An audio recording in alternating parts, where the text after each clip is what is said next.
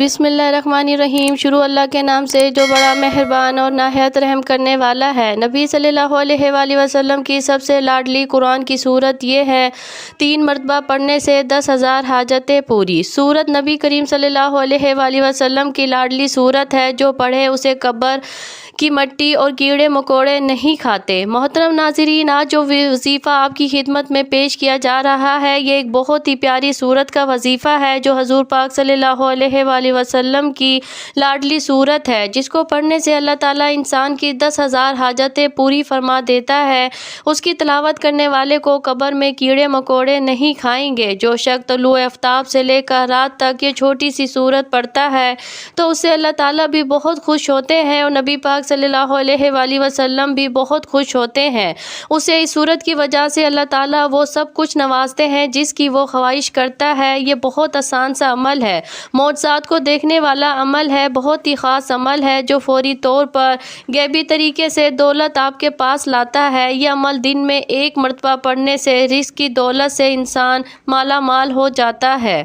घर में कारोबार में खैर बरकत पैदा होती हैं, घर दौलत से भर जाता है, दौलत की बरसात होना शुरू हो जाती है। चंद मिनट का ये अमल अगर आप लोग कर लेते हैं तो आपकी तकदीर संवर जाएगी, आपके लिए आसानियाँ पैदा होंगी, आपकी नस्लों तक के लिए ये सूरत आसानियाँ पैदा करने की सिफारिश करेगी।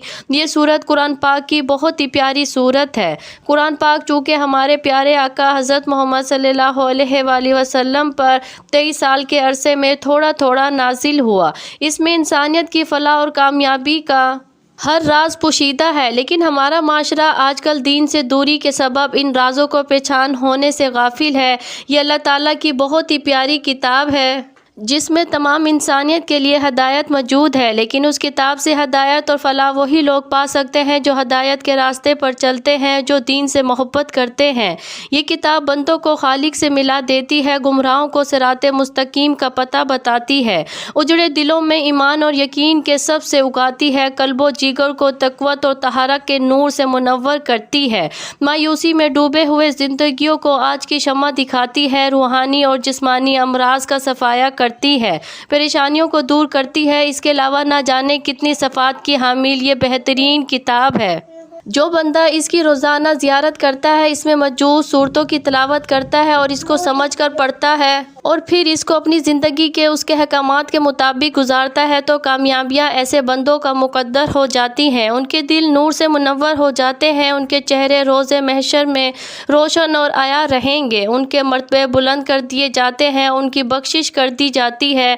उस किताब में मौजूद सूरतों का ज़िक्र और अज़कार करने और अपने अजीज़ और दोस्त, रिश्तेदार, माँ बाप जो इस दुनिया से कोच कर चुके हैं, उनकी कब्रों पर उसकी सूरतों की तलावत करने से उनकी रूहों को बख्श दिया जाता है, उनके दर्जात बुलंद कर दिए जाते हैं, उनकी कब्रों पर ढेरों रहमतें नाजिल कर दी जाती हैं।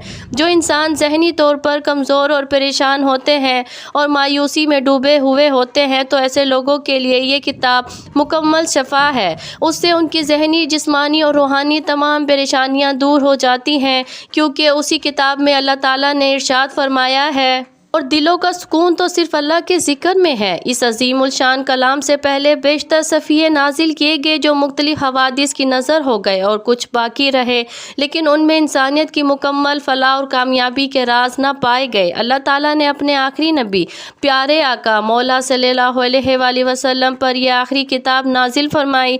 उसमें तमाम इंसानियत के लिए रहमत और हर किस्म की कामयाबी, हर किस्म का राज, ज़िंदगी गुजारने का तरीका, हजूर पाक सल्लल्लाहु अलैहि वसल्लम की सीरत, तमाम चीज़ें मौजूद हैं। ये कलाम जिस तरह हजूर पाक सल्लल्लाहु अलैहि वसल्लम पर नाजिल किया गया, आज भी इसी असल शक्ल और सूरत में मौजूद है। ये उस कलाम पाक का इम्तियाज़ी सिफ़ है कि उसकी हिफाजत की ज़िम्मेदारी खुद अल्लाह ने ले रखी है और इसकी हिफाजत के लिए ऐसा वसी और आलमगीर निज़ाम कायम फरमाया, जिसके नतीजे में उसके अंदर एक हर्फ या एक नुक्ते की भी रद्द बदल ना हो सकी और ना रोज़े महशर तक होगी। اس کی صداقت و حقانیت روز روشن کی طرح آیا ہے۔ اس کی حلاوت و شیرینی اور اثر افرینی ایسی ہے کہ لوگ دیوانہ وار اس کی طرح کھینچے چلے آتے ہیں۔ دنیا میں سب سے زیادہ پڑھے جانے والا اعزاز بھی قرآن کو ہی حاصل ہے۔ بے شک یہ کتاب تمام کتابوں سے افضل ہے۔ جیسا کہ ایک روایت میں ہے، اللہ کے کلام کی فضیلت تمام کلاموں پر ایسی ہے جیسے اللہ کا مقام تمام مخلوقات کے مقابلے میں۔ بھلا اللہ کے مقابلے میں اس کی مخلوقات کی کیا حیثیت ہے؟ ٹھیک اسی طرح قرآن کے آگے دوسری کتابوں کی کیا حیثیت ہے؟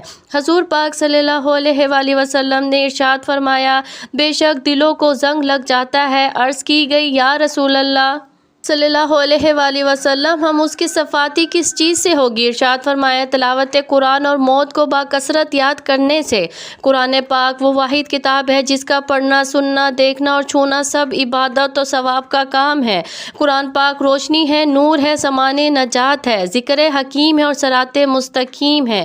ناظرین، دنیا میں جو کچھ ہوتا چلا آ رہا ہے یا جو کچھ ہو گزر چکا ہے یا جو کچھ ہونے والا ہے، سب کچھ اللہ تعالیٰ کے علم میں ہے اور اس کی قدرت کے تابع ہے۔ وہ جہاں جس وقت چاہتا ہے اس کے ایک ان میں سے وہ سب ہو جاتا ہے۔ تو آج کا عمل جو آپ کو بتایا جائے گا اس کی کن کو متوجہ کرنے کا بہت ہی پیارا عمل ہے جس کو آپ نے ذات پاک پر کامل یقین اور اعتماد کے ساتھ کرنا ہے۔ ناظرین، یہ وظیفہ آپ نے اللہ تعالیٰ پر پورا یقین اور اپنے اللہ سے امید رکھتے ہوئے کرنا ہے۔ کسی بھی صورت آپ کو مایوس نہیں ہونا، کیونکہ اچھے اور برے حالات ہمیشہ کے لیے نہیں ہوتے۔ اس لیے آپ نے نا امیدی کا شکار نہیں ہونا، کیونکہ زندگی بھی عجیب ہے، کبھی کبھی اتنی خوبصورت لگتی ہے کہ جی چاہتا ہے کہ ہمارا ناطہ ہمیشہ کے لیے زندگی سے جڑا رہے، کبھی بھی یہ ناطہ نہ ٹوٹے، اور کبھی جب زندگی ہماری امیدیں اور توقعات پوری کرنے میں ناکام رہتی ہے تو دل رک جاتا ہے اور یہ زندگی جلد ختم ہو جائے۔ مگر یہ حقیقت ہے کہ دکھ اور درد میں وقت طویل سے طویل تر ہو جاتا ہے۔ اسی طویل سفر سے انسان ہار کر مایوسی کا شکار ہو جاتا ہے۔ انسان خود بھی سمجھ نہیں پاتا کہ آخر اس صورتحال سے کیسے نمٹا جائے۔ ناظرین کرام، جب بندہ اپنے اللہ سے محبت کرتا ہے، اللہ پاک اس کو ضرور عطا فرماتا ہے۔ اللہ پاک اس کو اتنا عطا کر دیتا ہے کہ اس کو پھر کسی چیز کی کمی نہیں رہتی۔ یہ بات تو سبھی جانتے ہیں کہ اس دنیا کی محبت اور اس دنیا کے لوگ، رشتہ دار، دوست احباب، یہ سب کچھ بھی نہیں۔ اگر ہمارا رشتہ اللہ پاک سے مضبوط تر ہو جائے تو پھر یہ ساری چیزیں خود بخود ہی ہمارے ہاتھوں میں آ جاتی ہیں۔ جب بندہ اللہ سے محبت کرتا ہے تو اللہ تعالیٰ کی ساری مخلوق بھی اسی بندے سے بے پناہ محبت کرتی ہے۔ یہ صرف اللہ سے محبت کرنے کا فائدہ ہوتا ہے۔ اگر بندہ اللہ تعالیٰ کو چھوڑ کر اس کی بنائی ہوئی مخلوق سے محبت کرتا ہے تو وہ مخلوق اسے دھوکہ ہی دیتی ہے۔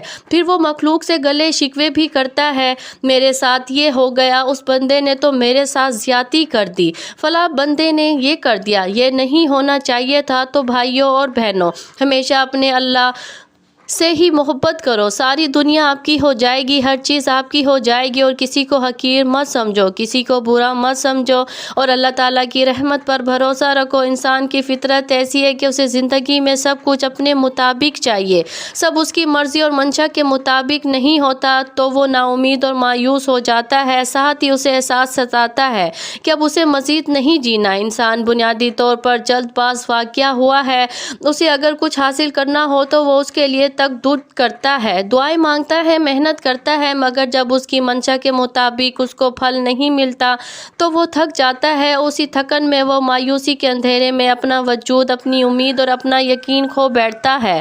اسے زندگی بے رنگ لگنا شروع ہو جاتی ہے، دوسرے الفاظ میں اس کی زندگی میں دلچسپی ختم ہو جاتی ہے۔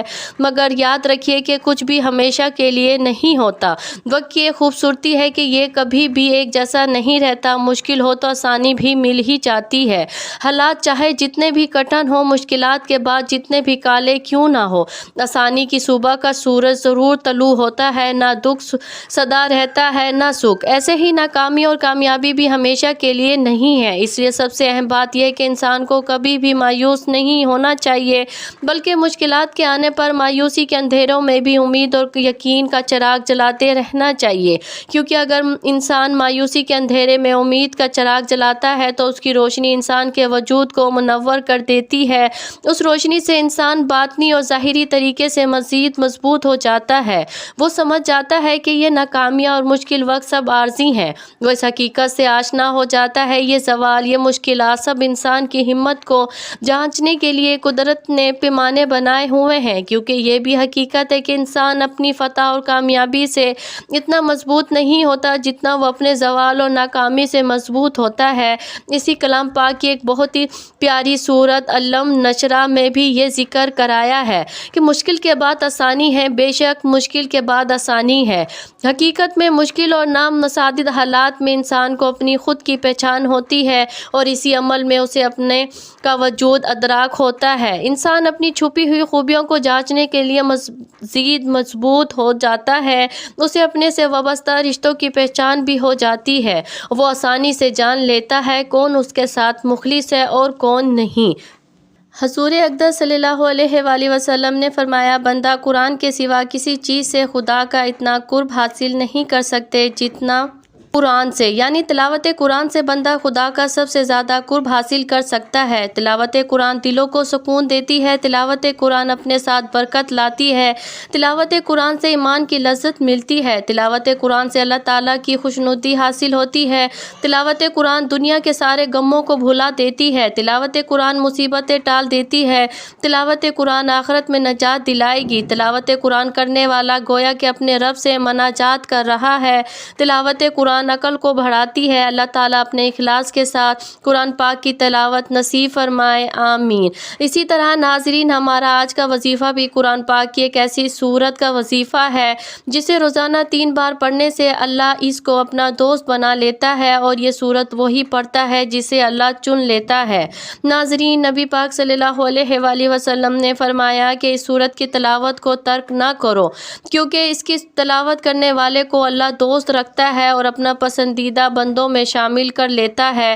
تو جو شخص ہمیشہ اس کی تلاوت کرتا ہے، خدا قیامت کے دن اس کا نام اعمال اس کے دائیں ہاتھ میں دے گا اور وہ بغیر حساب کے جنت میں داخل ہوگا، اور آخرت میں اسے اتنا اجر ملے گا کہ وہ راضی ہو جائے گا۔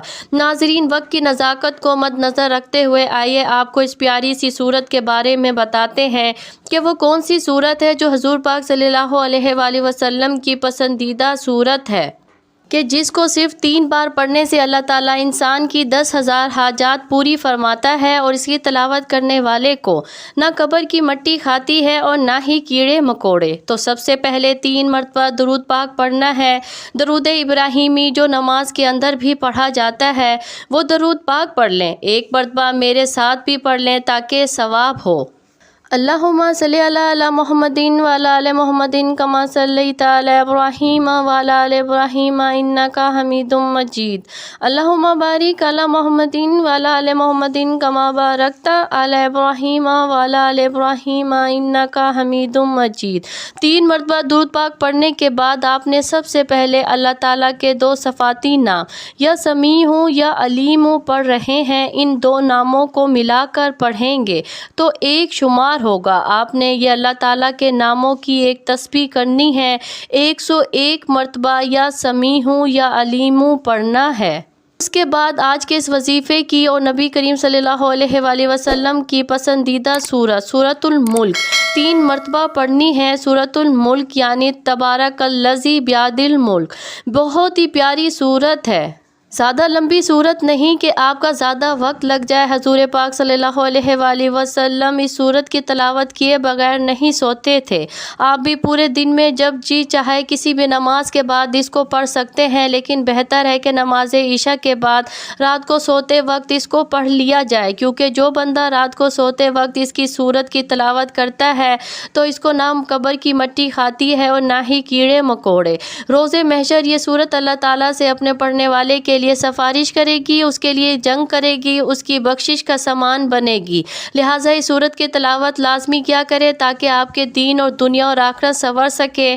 اس سورت کی تلاوت کرنے سے اللہ تعالیٰ پڑھنے والے کی 10,000 حاجات پوری فرماتا ہے، اس کے دلی خواہشات کو پورا کرتا ہے اور اس کو نجات عطا فرماتا ہے۔ انشاءاللہ اس عمل کی برکت سے مال و دولت میں خوب اضافہ ہوگا، اور اگر کوئی شخص اپنا کاروبار بڑھانا چاہتا ہے تو اس کے لیے بھی یہ وظیفہ بڑا ہی مجرب اور فائدہ مند ہے اور بڑا ہی خاص وظیفہ ہے۔ اللہ پاک اس کو بہت زیادہ رزق اور مال اور دولت عطا کر دے گا، اس کی مشکلات کو ختم کر دے گا، اس کے رزق میں، اس کی روزی میں بہت زیادہ اضافہ ہوگا۔